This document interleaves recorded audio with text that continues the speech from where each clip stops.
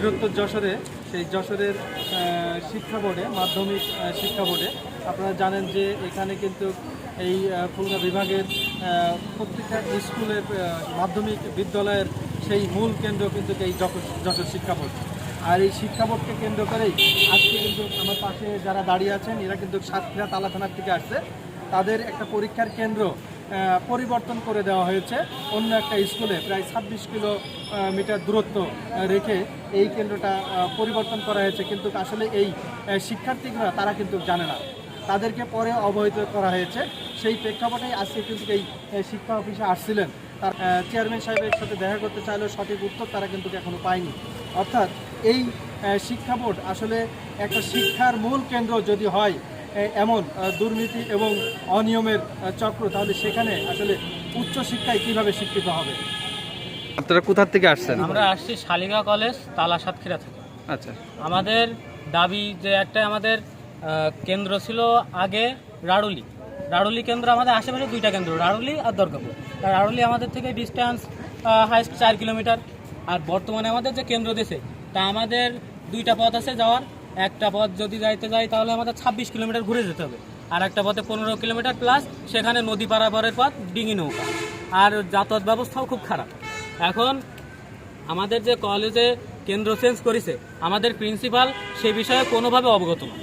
এখন এরা কন্ট্রোলার, এখানকার যে কন্ট্রোলার, সে বলল যে আপনাদের কলেজে জানানো হয়েছে, আপনাদের কেন্দ্র সচিবের কাছে জানানো হয়েছে। কেন্দ্র সচিবের কাছে কল দিয়ে বলা হয় যে কেন্দ্র সচিব বলে যে আমি কিছু জানি না, কেন্দ্র সচিব বলে যে বোর্ড যা করেছে তাই, আমি এর মধ্যে কিছু নেই। এখন প্রিন্সিপালও বলে যে আমিও তো জানি না, আমাদের জানানো হয়নি। আমাদের দুই দিন চেঞ্জ করার 2 দিন পর্যন্ত হাইট রাখা হয়েছে। এটা যে আমাদের চেঞ্জ করা হয়েছে, আমাদের ছিল রাড়ুলি, 2 দিন পরে আমাদের চেঞ্জ করে দিয়েছে। তার পরের দিনে আমাদের স্যারেরা আসছে, স্যারেরা 2 জন এসে এইখানে কথা বলেছে। কথা বলার পরে আবেদনও জমা দিয়েছে স্যাররা। দেওয়ার পরে এখন স্যারদের বলেছে যে ওইভাবে সম্ভব না, আমাদের কেন্দ্রটা চেঞ্জ করার মূল কারণ হলো হরিডালি গার্লস কলেজ, ওইখানে 65 জন, হায়েস্ট 65 জন মেয়েদের জন্য ভেনু কেন্দ্র মেইন কেন্দ্র করেছে। এখন কিভাবে ভেনু কেন্দ্র মেইন কেন্দ্র করলো তারা? আমাদের 241 জন পরীক্ষার্থী, তারা 65 জন পরীক্ষার্থী যাচ্ছে কেন?